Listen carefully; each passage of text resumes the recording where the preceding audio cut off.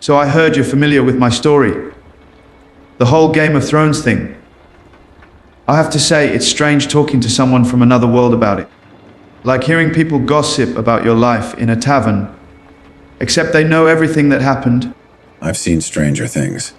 Your story reminded me of the politics in my world.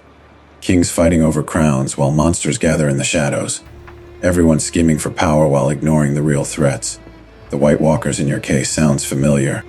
The Night King was supposed to be the main threat. Years of build-up. The army of the dead marching south. Everyone thought the final battle would be against him. Then Arya killed him in one night, and suddenly it was just about who sits on the Iron Throne again. Felt wrong somehow. Wars against monsters always end quicker than you think. The real monster is usually human anyway.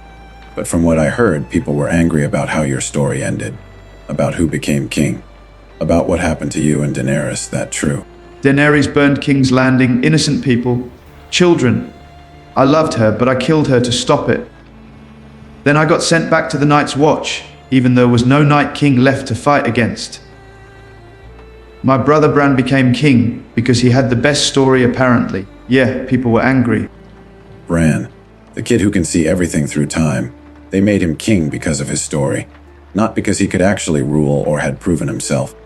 That's like making an oracle your general, because he can predict battles but has never held a sword. That's what Tyrion said, that Bran's story would unite people, the broken boy who became something else. But Bran barely spoke, barely showed emotion. How do you follow someone who seems more like a tree than a person? I don't know. Maybe it works. I wasn't there to see it. You sound bitter about being sent away. You saved the realm twice. Once from the dead, once from a mad queen. They rewarded you with exile. In my experience, that's what heroes get. The dangerous jobs and the blame when things go wrong. At least you're alive. Alive and back where I started. North of the wall with the free folk. Maybe that's where I belong. I never wanted to be king anyway. Never wanted the throne. But killing Daenerys broke something in me. She was everything to me and I had to kill her. How do you live with that? You do what's necessary and carry the weight. I've killed people I cared about when they became monsters. Literally. Friends turned into things that had to be put down. You learn to live with it, or you don't. There's no good answer, just time and work. Daenerys wasn't always a monster, though. She freed slaves, protected the innocent. Then she lost people she loved, and it changed her. Or maybe it revealed what was always there. I keep wondering if I could have stopped it earlier. If I'd seen the signs. People show you who they are eventually. She crucified slavers, burned the Tarleys alive, threatened cities. You saw it but loved her anyway. That's human. But when she burned King's Landing, that was your answer. She chose fire and blood, you chose to stop her. The Tarleys refused to bend the knee, they were soldiers. Was that really the same as burning civilians?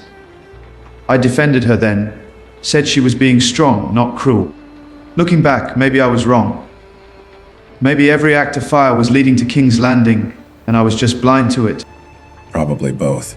She had reasons for what she did until she didn't. That's how it goes. The line between justice and revenge gets blurry, between strength and cruelty. I've seen rulers who start with good intentions end up worse than the tyrants they replaced. Power changes people, or reveals them. Hard to say which. My father was Rhaegar Targaryen. That made me the rightful heir to the throne, not her. When she found out, she saw me as a threat. Maybe that's what pushed her over the edge, knowing she wasn't the rightful queen, that her whole identity was built on a lie. So your claim to power is what made her burn a city.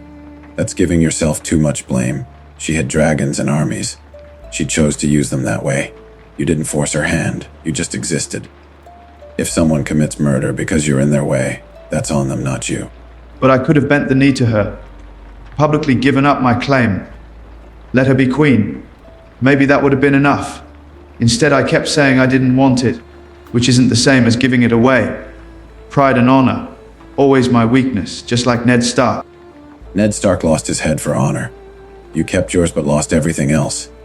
Different outcome, same problem. Sometimes the honorable choice is the stupid one, but you can't build yourself around what someone else might do. She made her choice, you made yours. That's all there is. Everyone keeps telling me I made the right choice. But if it was right, why does it feel like I lost everything?